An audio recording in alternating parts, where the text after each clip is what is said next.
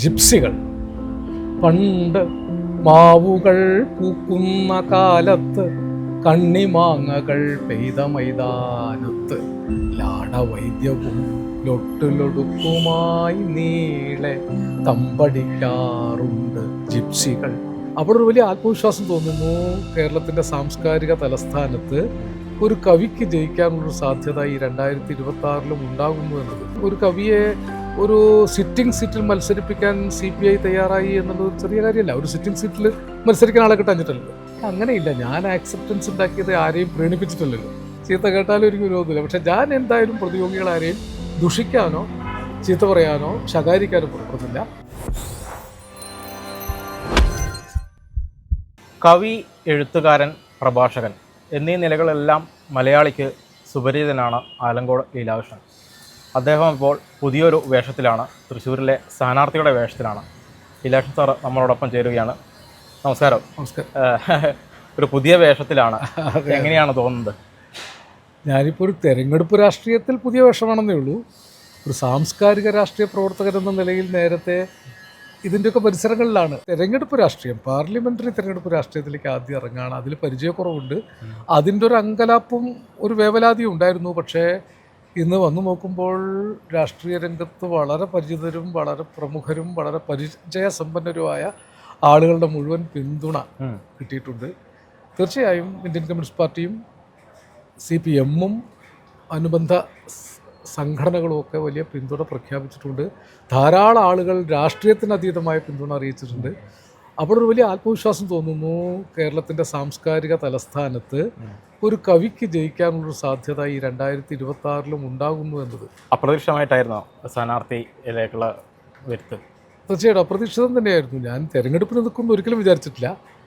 വിനോയ് വിശ്വം സഖാവ് CPIയുടെ സ്റ്റേറ്റ് കമ്മിറ്റിയും സ്റ്റേറ്റ് എക്സിക്യൂട്ടീവും കൂടിക്കൊണ്ടിരിക്കുമ്പോൾ പെട്ടെന്ന് വിളിച്ച് പറയുകയാണ് ചെയ്തത്, ഇങ്ങനൊരു തീരുമാനം എടുത്തിട്ടുണ്ട്, നോ പറയരുത്.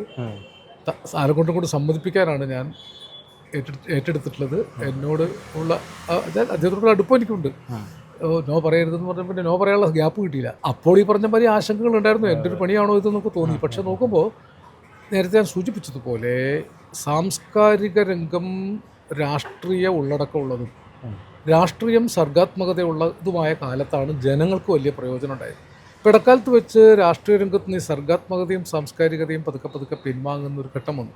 ആരെങ്കിലും ഇടപെട്ടിട്ട് അത് കൊണ്ടുവരണ്ടേ? അപ്പോൾ ഒരു പക്ഷേ നിയോഗം പോലെ ആയിരിക്കാം എത്രയോ എഴുത്തുകാർ. തോപ്പിൽ ബാസി ഇലക്ഷൻ മത്സരിച്ചിട്ടുണ്ട്, കാമ്പശ്ശേരി കരുണാകരൻ മത്സരിച്ചിട്ടുണ്ട്, MK സാനു മാഷ് മത്സരിച്ച് ജയിച്ചിട്ടുണ്ട്, കടമ്മനിട്ട മത്സരിച്ചിട്ടുണ്ട്, മുണ്ടശ്ശേരി മാഷ് തന്നെ തൃശ്ശൂരിൽ മണലൂരിൽ മത്സരിച്ച് ജയിച്ചിട്ടുണ്ട്. അവസാനം കടമ്മനിട്ടയാണ്. ONV സാർ മത്സരിച്ച് തോറ്റുപോയി. എന്നാലും ഇടക്കാലത്തൊക്കെ സാംസ്കാരിക പ്രവർത്തകർ കൂടി ഈ രാഷ്ട്രീയ ഗോദായിൽ ഇറങ്ങുകയും രാഷ്ട്രീയ പ്രവർത്തനത്തിനൊരു സർഗാത്മക മുഖം നൽകുകയും ചെയ്തിരുന്നു. ആ അർത്ഥത്തിൽ ഇപ്പോൾ കലുഷമായൊരു കാലത്ത് വല്ലാത്ത അകൽച്ചകൾ മനുഷ്യർക്കിടയിൽ ഉണ്ടാകുമ്പോൾ സ്നേഹത്തിൻ്റെയും സാഹോദര്യത്തിൻ്റെയും മൈത്രിയുടെയും ഒരു അന്തരീക്ഷം രാഷ്ട്രീയ രംഗത്ത് ഉണ്ടാക്കാൻ ശ്രമിക്കാൻ ഒരു അവസരമല്ലേ? അതിനൊന്ന് ശ്രമിച്ചു നോക്കാം. കവികൾക്ക് കിട്ടുന്ന ഒരു ആക്സെപ്റ്റൻസ് കൂടിയാണോ ഇത്? തീർച്ചയായിട്ടും. ഈ കാലത്തും ഒരു കവിയെ ഒരു സിറ്റിംഗ് സീറ്റിൽ മത്സരിപ്പിക്കാൻ CPI തയ്യാറായി എന്നുള്ളത് ഒരു ചെറിയ കാര്യമല്ല. ഒരു സിറ്റിംഗ് സീറ്റിൽ മത്സരിക്കാൻ ആളെ കിട്ടാഞ്ഞിട്ടല്ലോ. ഈ ഇടതുപക്ഷ പാർട്ടികൾ അധികാരത്തിൽ വരുന്നതിൽ സാംസ്കാരിക പ്രവർത്തകർക്കും വായനയ്ക്കും എഴുത്തിനും കലകൾക്കും ഒക്കെ പങ്കുണ്ടായിരുന്നു. ഇടക്കാലത്ത് വെച്ച് അതിൻ്റെ ഒരു പ്രാധാന്യം കുറഞ്ഞു വന്നു. എല്ലാ രാഷ്ട്രീയ പ്രസ്ഥാനങ്ങൾക്കും സാംസ്കാരിക സംഘടനകളുണ്ടെങ്കിലും അതൊരു അനുബന്ധ ഭാഗം മാത്രമായിട്ട് നിന്നു. CPM ഒക്കെ ചേർന്ന ഒരു ഇടതുപക്ഷ സാംസ്കാരിക മണ്ഡലത്തിലാണ് ഞാൻ ഇതുവരെ പ്രവർത്തിച്ചു പോകുന്നത്. അതുകൊണ്ട് തൃശ്ശൂർ ഞാൻ നിന്നപ്പോൾ എല്ലാവരും ഒറ്റക്കെട്ടായിട്ടുള്ള സ്വീകരണം തന്നപ്പോൾ ഒരു ആവേശം തോന്നി. ഒരു പ്രവർത്തനം നടത്തി നോക്കാം. തീർച്ചയായും വിജയപ്രതീക്ഷ തന്നെയാണുള്ളത്. ആലങ്കോടിൻ്റെ എഴുത്തുകൾ ഈ മതത്തിനും രാഷ്ട്രീയത്തിനും ജാതിക്കും ഒക്കെ ഭയങ്കര ആക്സെപ്റ്റൻസ് ഉള്ളതാണ്.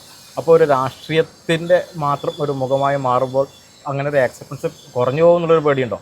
അങ്ങനെയില്ല. ഞാൻ ആക്സെപ്റ്റൻസ് ഉണ്ടാക്കിയത് ആരെയും പ്രീണിപ്പിച്ചിട്ടില്ലല്ലോ.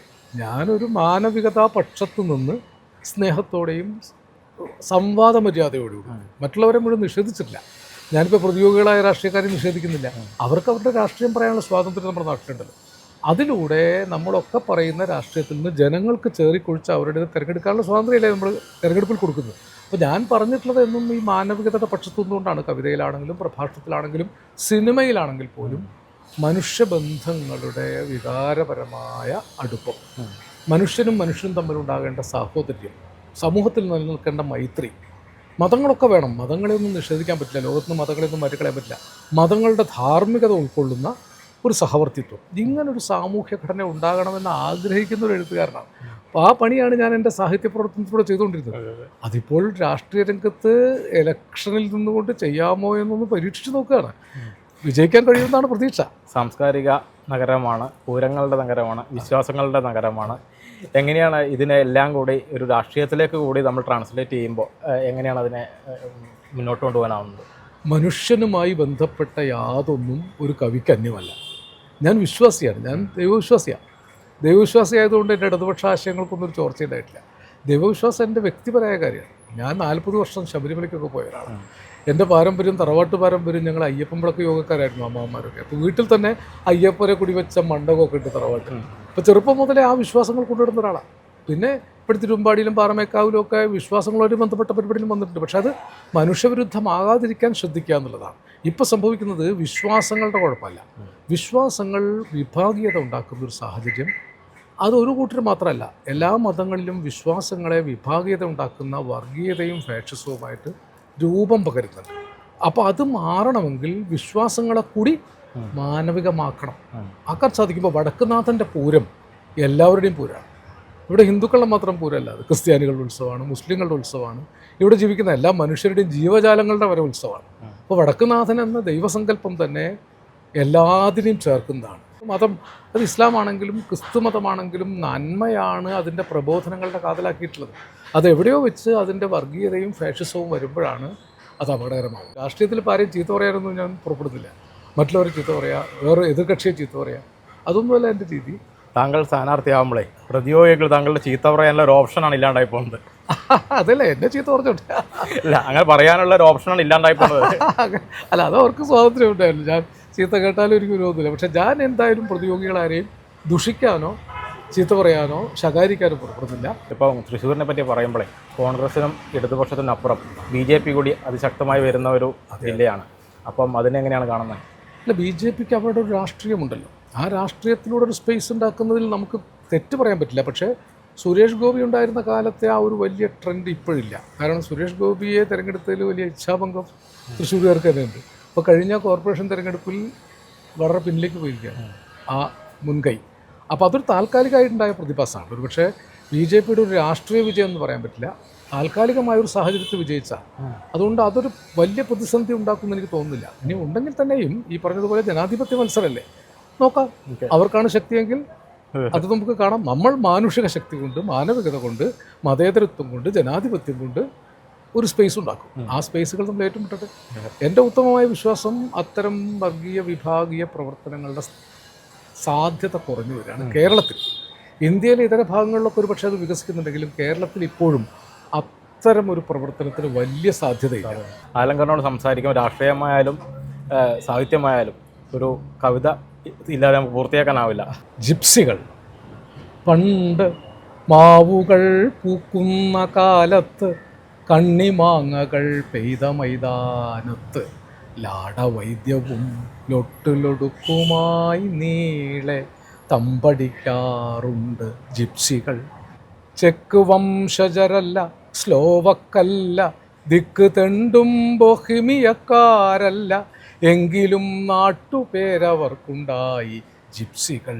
വംശമറ്റ നാടോടികൾ എത്തിയേടത്ത് തമ്പടിച്ചും കിരിയാത്ത കാഞ്ഞിരം വേപ്പ് കുറുന്തോട്ടി കണ്ടതൊക്കെയും ഔഷധമാക്കി, കണ്ട വൈദ്യത്തിൽ വ്യാധികൾ മാറ്റിയും, കട്ടിവെല്ലം പറങ്കി മാങ്ങച്ചാറിലിട്ട് വാറ്റുന്ന താവരം മോന്തിയും, ആമയെ ചുട്ടു തിന്നും കവണയാൽ കാക്കയെപ്പോലും എറ്റി വീഴ്ത്തി തിന്നും, കാട്ടുജന്മങ്ങൾ നാടാറുമാസത്തിനാട്ടവും പാട്ടുമായി വന്ന നാളുകളിൽ, കാട്ടുതേൻ മകിഴം പൂവ് കന്മദം നാട്ടുചന്തയിൽ കാനനവാണിഭം.